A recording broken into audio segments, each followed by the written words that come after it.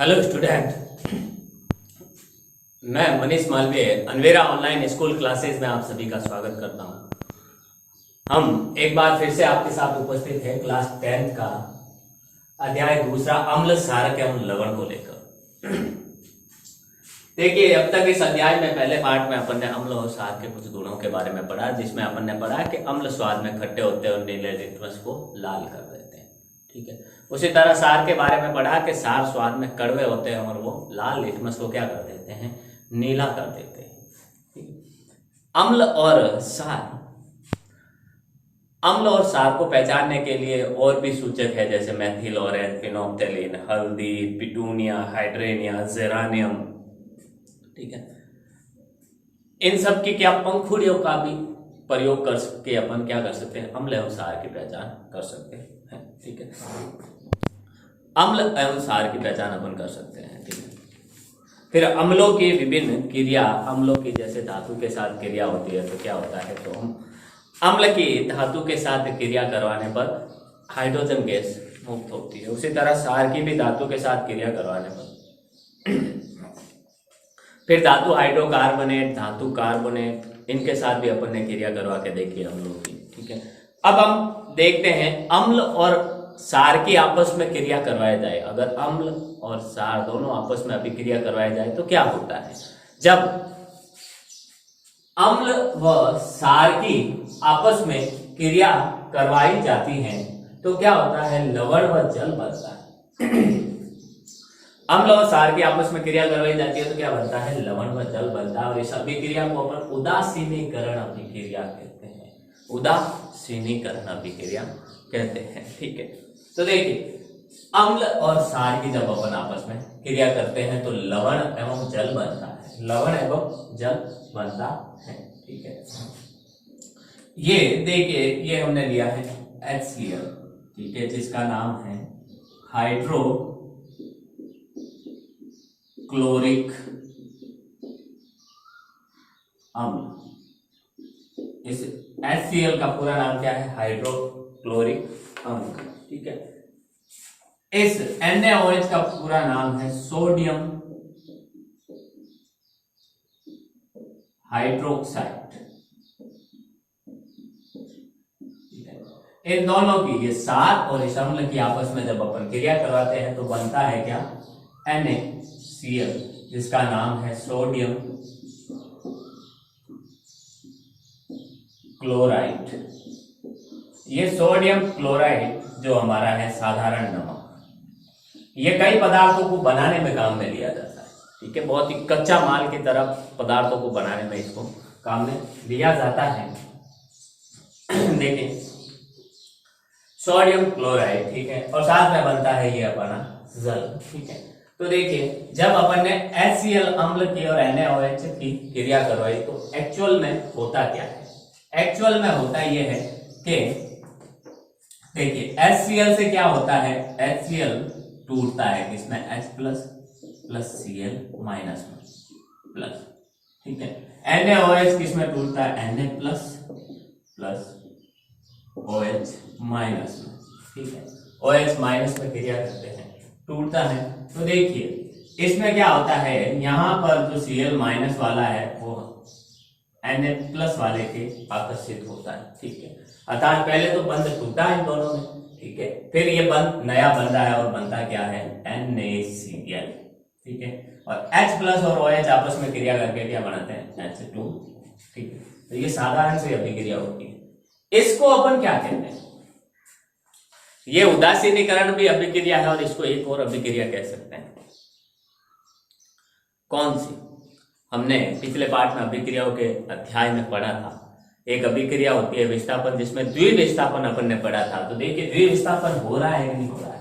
एक अभिकारक से उसका कोई तत्व हटकर दूसरे अभिकारक से जुड़ता है, दूसरे अभिकारक का कोई तत्व आकर क्या बनता है, पहले अभिकारक में जुड़ता है। जुड़ रहा है, यहाँ से Cl हटा और सेकंड वाले में जुड़ा, सेकंड वाले से OH हटा और पहले वाले में जुड़ा। ठीक है, तो बनता क्या है, तो ये एक प्रकार से अपन कह सकते हैं द्विविस्थापन अभिक्रिया है। ये एक प्रकार से द्विविस्थापन अभिक्रिया है। इसे द्विविस्थापन अभिक्रिया भी अपन कह सकते हैं। देखिए अम्लों की फिर धात्विक ऑक्साइडों से क्रिया, अम्लों की धात्विक ऑक्साइडों से क्रिया कैसे होती है? धात्विक ऑक्साइड जो धातु से मिलकर जो ऑक्साइड बनते हैं उनकी अम्ल के साथ क्रिया क्या होती है? तो अम्ल धातु ऑक्साइड से क्रिया करके क्या बनाते हैं? लवण एवं जल बनाते हैं, लवण एवं जल बनाते हैं। ठीक है, देखिए एग्जाम्पल के थ्रू धातु ऑक्साइडों को अपन क्षारकीय लवण कहते हैं, इंपोर्टेंट है। धातु ऑक्साइडों को क्षारकीय लवण कहते हैं, क्योंकि क्वेश्चन में अगर आपने ये पढ़ के गए हैं और ये आपको याद है और आपको पूछे कि अम्लों की धात्विक ऑक्साइड से क्रिया करवाए तो आप बता दोगे कि भाई धात्विक ऑक्साइड से क्रिया करवाने पर जल लवण बनता है। ठीक है, लेकिन अगर पूछ लिया कि अम्ल की यदि क्षारकीय ऑक्साइड के साथ क्रिया हो तो अम्ल की क्षारकीय ऑक्साइडों के साथ क्रिया करवाने पर क्या होता है? अब हमें याद तो है कि अम्लों की धात्विक ऑक्साइड से क्रिया करवाने पर लवण व जल बनता है, लेकिन धात्विक ऑक्साइड को और भी क्या कहते हैं? क्षारकीय ऑक्साइड कहते हैं। अब क्षारकीय ऑक्साइड नाम लेके अगर कोई सवाल पूछ लेगा तो फिर अपन क्या करेंगे? तो देखिए धात्विक ऑक्साइड प्लस अम्ल से लवण व जल बनता है। जैसे धात्विक ऑक्साइड अपन ने एक लिया है कैल्शियम ऑक्साइड, ठीक है, इसको क्या कहते हैं? कैल्शियम ऑक्साइड, इसको कहते हैं कैल्शियम ऑक्साइड।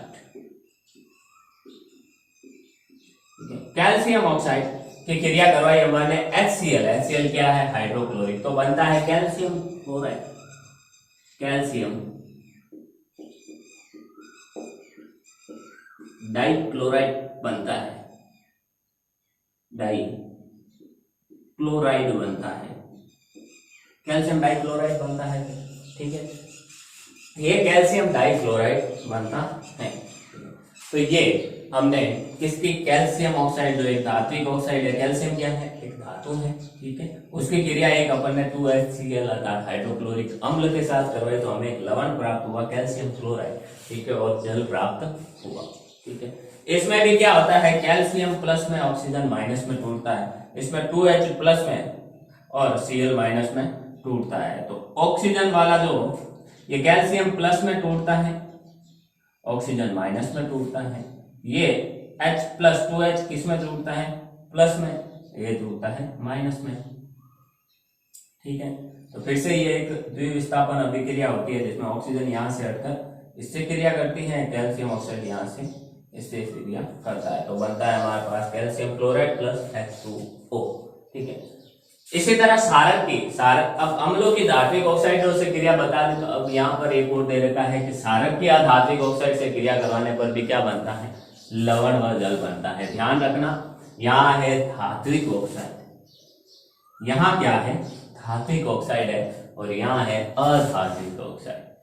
अम्लों की धात्विक ऑक्साइडों के साथ, क्षारक के किसके साथ? अधात्विक ऑक्साइडों के साथ क्रिया करवाते हैं।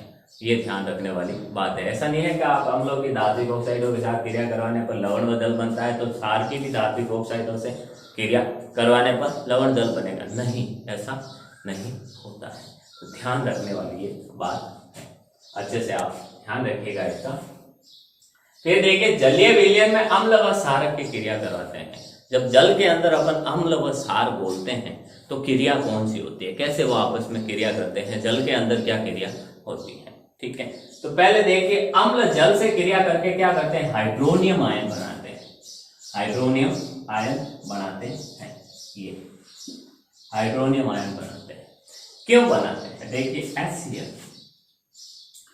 HCl को अपन जब जल में घोलते हैं तो दो टुकड़ों में बढ़ता है, H प्लस और Cl माइनस में, H प्लस Cl माइनस में। ठीक है, अब बड़ी बात यहाँ है कि हाइड्रोजन की खासियत है कि हाइड्रोजन कभी भी स्वतंत्र नहीं रह सकता, नहीं रह सकता, हाइड्रोजन कभी भी स्वतंत्र नहीं रह सकता। यानी H प्लस यहां से अलग हुआ है तो वो आराम से पड़ा रहेगा अंदर, नहीं, वह स्वतंत्र रह ही नहीं सकता, वो किसी ना किसी के साथ बॉन्ड बनाकर, बंध बनाकर उसके साथ रहेगा। ठीक है, अब यहाँ HCl जल में घोलने पर टूटा तो जाके क्रिया किससे करे? दूसरा कोई पदार्थ नहीं है जिससे वो क्रिया करे, तो ये जाकर क्रिया किससे करता है? H प्लस जाकर क्रिया करता है जल से, और जल के साथ क्रिया करके हाइड्रोनियम आयन बना लेता है। क्या बनाता है? हाइड्रोनियम आयन, हाइड्रोनियम आयन बनाता है। ठीक है, साथ में Cl माइनस बनती है। ठीक है, इसी तरह देखिए क्षारक जल से क्रिया करके क्या बनाते हैं, हाइड्रोक्साइड आयन, हाइड्रोक्साइड आयन यानी OH माइनस आयन बनाते हैं, OH माइनस आयन बनाते हैं। ठीक है, अब देखिए यहां पर ये सोडियम हाइड्रोक्साइड है, ये KH पोटेशियम हाइड्रोक्साइड, ये मैग्नीशियम हाइड्रोक्साइड। ठीक है, ये H2O जब पानी में मिलाते हैं तो क्या क्या होता है, Na प्लस में टूटता है और OH माइनस में टूटता है, K प्लस में OH माइनस में, Mg प्लस 2 में और O2OH माइनस में। ठीक है, इस KOH को अपन कहते हैं सोडियम हाइड्रोक्साइड, सोडियम हाइड्रोक्साइड। इसको कहते हैं पोटेशियम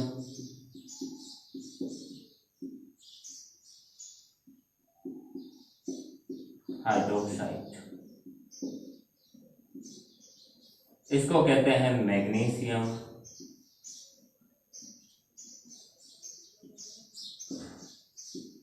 हाइड्रोक्साइड। नाम साथ साथ अपने साथ में रखिएगा, आप लिखते रहिएगा, क्योंकि सवाल अगर ऐसा भी नॉर्मल कोई अच्छा सा हुआ टीचर जो बनाने वाला, तो वो सवाल ऐसे भी बना सकता है, ऐसे कुछ सूत्र दे के आपको बोल दे उनका रासायनिक नाम लिखिए। ठीक है, तो ये पूछा जा सकता है। देखिए आगे, तो ये तो थी जलीय विलयन में अम्ल व क्षारक की अभिक्रियाओं के बारे में चर्चा। ठीक है, आप इसका एक बार स्क्रीनशॉट लें।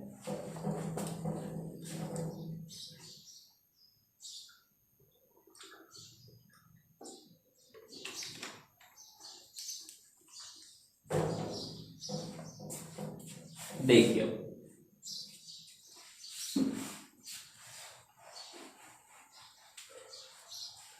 अब कुछ खास बातें और बहुत ही इंपॉर्टेंट बात है, जब अपन अम्ल और क्षारक को क्या बनाते हैं, जल में मिलाते हैं, तो एक खास चीज होती है। ठीक है, आपने देखा होगा अगर अपन दूध में क्या थोड़ा सा पानी मिलाएंगे तो क्या होगा, दूध पतला होगा।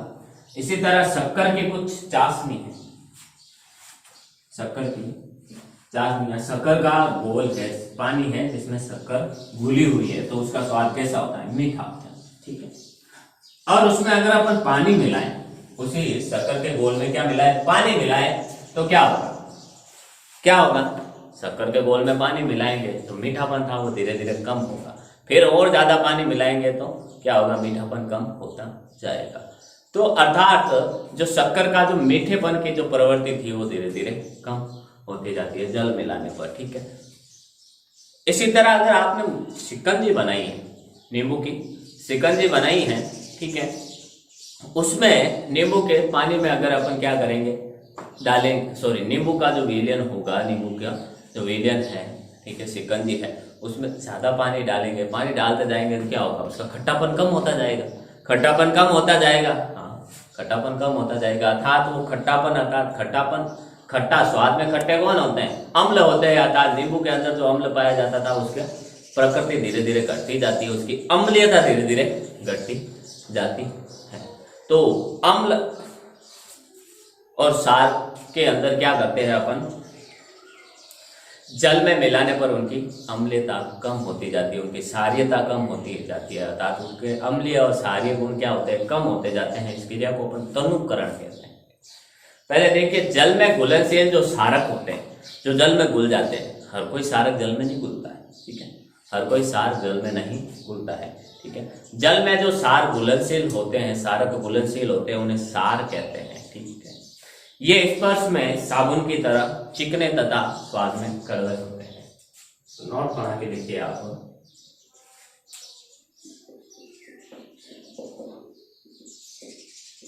जल में घुलनशील, जल में घुलनशील क्षारक को क्षार कहते हैं, क्षार कहते हैं। ये स्वाद में कड़वे होते हैं तथा स्पर्श करने पर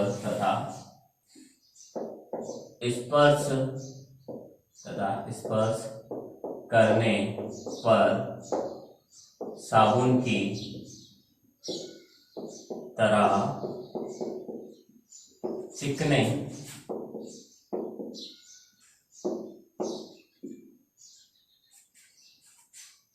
लगते हैं। ये साबुन की तरह चिकने भी लगते हैं। जैसे साबुन को अगर गीला साबुन हो उसको अपन हाथ में लेते हैं नहाते वक्त, आपने भी देखा होगा कहीं पर, ठीक है, अपने नहाते वक्त के हाथ में साबुन, तो साबुन फिसलता है, चिकना होता है। तो साबुन की तरह ये सार भी क्या होते हैं, चिकना होता है। जो जल में घुलनशील होते हैं सिर्फ वो सारक कहलाते हैं, ठीक है। जल में अम्ल या सार मिलाने पर आयन की सांद्रता जो H3O प्लस या OH माइनस में प्रति इकाई आयतन में कमी होती जाती है, ठीक है।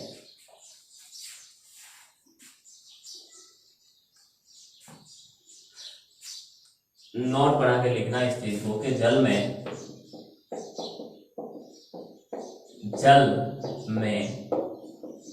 अम्ल व सारक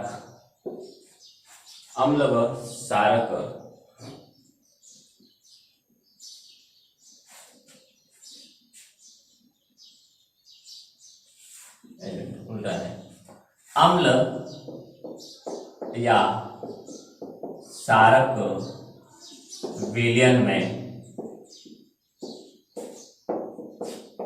जल मिलाने पर आयन की सांद्रता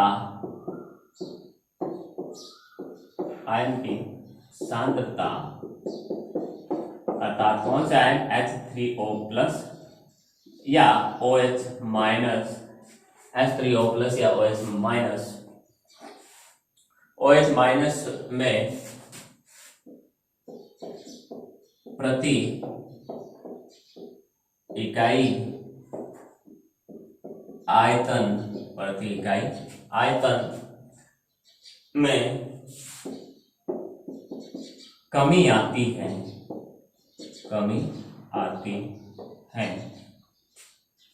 इस प्रक्रिया को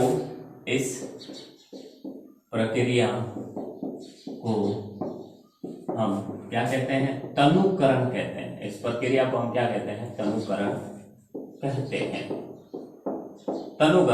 इस प्रक्रिया को हम क्या कहते हैं, तनुकरण कहते हैं, ठीक है। अर्थात जो अपन ने, मैंने आपको बताया कि अम्ल और सार में क्या करते हैं, अपन जल मिलाते हैं तो इनकी अम्लता व सारीयता क्या होती है, धीरे धीरे कम होती जाती है। इस प्रक्रिया को तनुकरण कहते हैं। और ये कम क्यों होती है, क्योंकि प्रति इकाई इनके अंदर जो आयन होते हैं, प्रति इकाई आयतन में उनकी कमी आती है। जैसे आप इस चीज को समझिए, बर्तन है, इतना पानी है, इतने पानी में अपन ने कोई अम्ल बोला है, देखिए H प्लस, ठीक है। अब अम्ल घुलेगा, जैसे HCl इसमें घुला था हमने, तो HCl क्या होता है, जल में टूटकर किस में बदलता है, Cl माइनस H3O प्लस, ठीक है। इसी तरह Cl minus H3O plus, Cl minus H3O plus, ये Cl minus H3O plus, Cl minus H3O plus, Cl minus H3O plus, ऐसे बदलता है। इस तरीके से ये बदलता रहता है, ये आयन के रूप में इनमें टूट जाता है। जैसे ही अपन इनको ऊपर से क्या करते हैं, जल डालते हैं।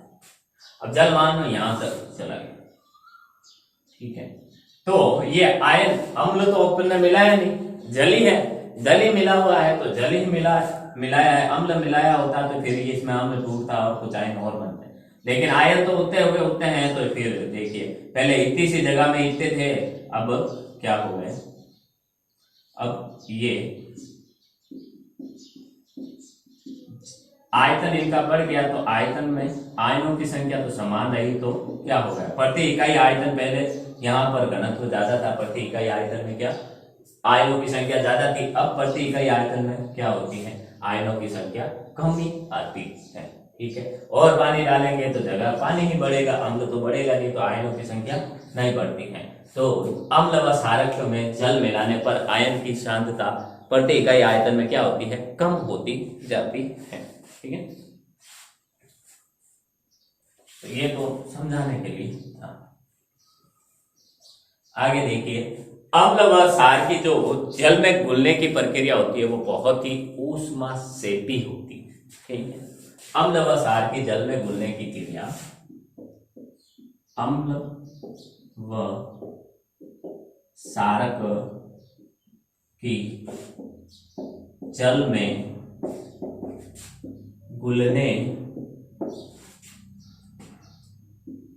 घुलने की क्रिया अत्यंत ऊष्मासेपी होती है, सेपी होती है।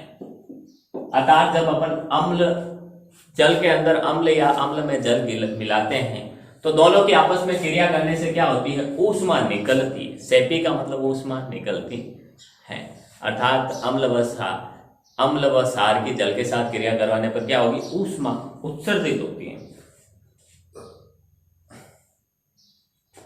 एक नोट और बहुत ही इंपॉर्टेंट, क्योंकि ये प्रैक्टिकल की चीज है कि अम्ल को जल में मिलाते समय क्या करना चाहिए, अम्ल को सदैव धीरे धीरे तथा जल को लगातार हिलाते हुए मिलाना चाहिए। तो देखिए, जब जल में अम्ल को मिलाते समय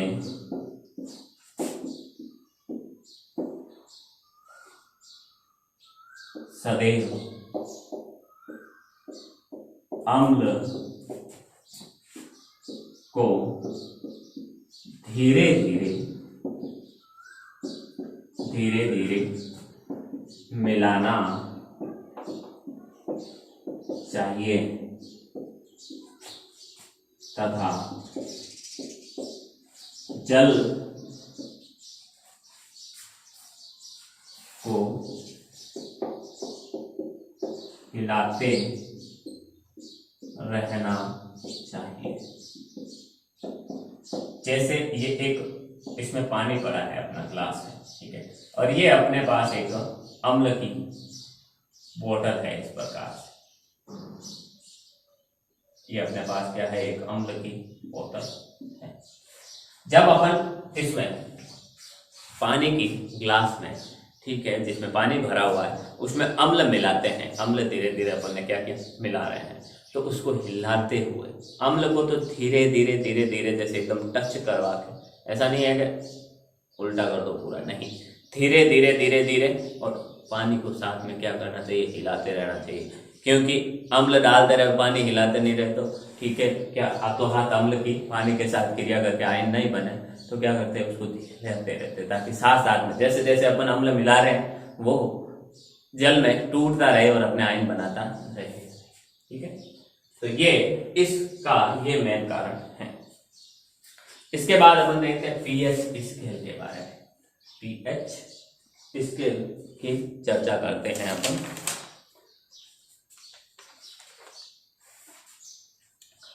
पीएच स्केल क्या होती है, देखिए,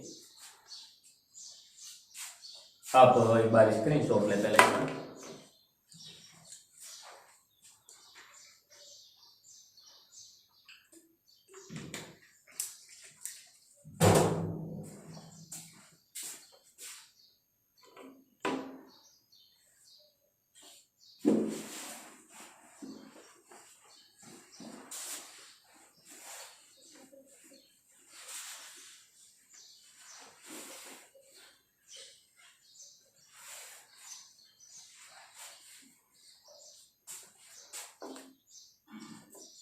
पीएच स्केल, इसके बारे में चर्चा की थी। पीएच स्केल क्या होती है, देखिए, पीएच स्केल क्या होती है, ये स्केल 1990 में, 1909 में क्या की थी, सोरेनसन नामक वैज्ञानिक ने बनाई थी। ठीक है। पीएच स्केल, यह स्केल सोरेनसन नामक वैज्ञानिक ने 1909 में बनाई थी। 1909 में बनाई थी, हाँ ठीक है। ये कार्य क्या करती है, इसका क्या कार्य, पीएच स्केल करती क्या है? पीएच स्केल पदार्थों की अम्लता व क्षारीयता मापने का कार्य करती है। जैसे लिटमस पेपर और बाकी जो जेरानियन, पेटूनियन, हाइड्रेनियन, मेथिल ऑरेंज, फिनोल्फ्थेलिन, ये सब हमें बताते थे कि कौन सा पदार्थ अम्लीय है, कौन सा क्षारीय। पीएच स्केल से हम ये ज्ञात करते हैं कि कौन सा पदार्थ कितना अम्लीय है और कितना क्षारीय, ठीक है। तो यह पदार्थों या विलयन की अम्लता तथा क्षारीयता ज्ञात करने में, यह पदार्थों विलयन की अम्लता तथा क्षारीयता ज्ञात करने में काम में लिया जाता है। क्षारीयता ज्ञात करने में काम आती है, अम्लता तथा क्षारीयता ज्ञात करने में यह काम आती है, ठीक है। इसका अम्लता ज्ञात करने में या क्षारीय या अम्ल व क्षार की प्रबलता ज्ञात करने में इसका उपयोग किया जाता है, ठीक है। पीएच में जो पी है वो पुषांश का सूचक है, जो जर्मन भाषा का शब्द है, और उस पुषांश का अर्थ क्या होता है, शक्ति होती है। पीएच में पी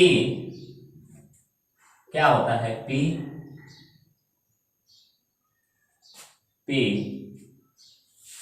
पुषांश का सूचक है, जो जर्मन भाषा का शब्द है, जर्मन भाषा का शब्द है, जिसका अर्थ होता है शक्ति, पोटेंशियल, पावर, ठीक है, शक्ति होता है, ठीक है। किसी विलयन में हाइड्रोजन आयन की सांद्रता का ऋणात्मक लघुगणक क्या कहलाता है, पीएच कहलाता है। किसी विलयन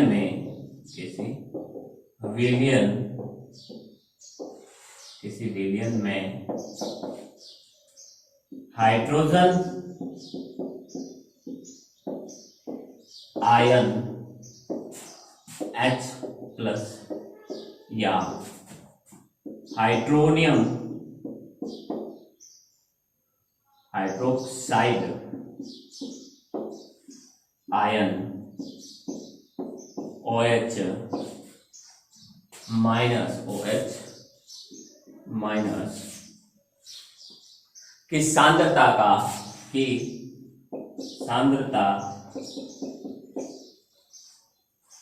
का ऋणात्मक लघुगणक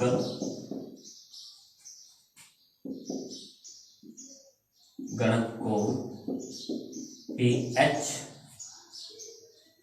कहते हैं। क्या कहते हैं, पीएच कहते हैं, पीएच कहते हैं, ठीक है। जैसे पीएच बराबर क्या होता है, -log10 H+ आयन, H+, ठीक है, ये आयन,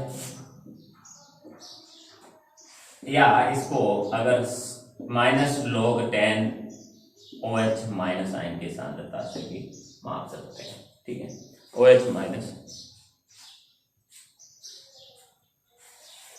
तो यहाँ पे हाइड्रोनियम करो, हाइड्रोनियम आयन H3O प्लस, ठीक है। क्यों? क्योंकि ये H प्लस स्वतंत्र रह ही नहीं सकता, वो क्या करेगा, जल से क्रिया करेगा, तो जल से क्रिया करके क्या बनाएगा, H3O प्लस बनाएगा, तो हाइड्रोजन, तो अपन कितने वहां पर H3O प्लस आयन है, उससे भी सांद्रता प्राप्त कर सकते हैं। H3O प्लस जितने आयन होंगे उतने ही तो H प्लस आयन आकर उससे जुड़े होंगे जल से, ठीक है। तो ये स्क्रीनशॉट ले आप इसका, इसके आगे अपन पीएच स्केल के बारे में आने वाली क्लास में पढ़ेंगे, ठीक है। पीएच स्केल से कैसी स्केल होती है उसके बारे में अपन चर्चा करेंगे, ठीक है। तो ये थी हमारी आज की क्लास, जिसमें अपन ने पीएच स्केल की जानकारी शुरू की, ठीक है। धातु ऑक्साइड, अम्लों की विभिन्न पदार्थों के साथ क्रिया, जल के साथ क्रिया अपन ने पढ़ी। उम्मीद करता हूँ जो भी आज हमने पढ़ा है वो आपको समझ में आया होगा। मिलते हैं अगली क्लास में, तब तक के लिए all the best, thank you.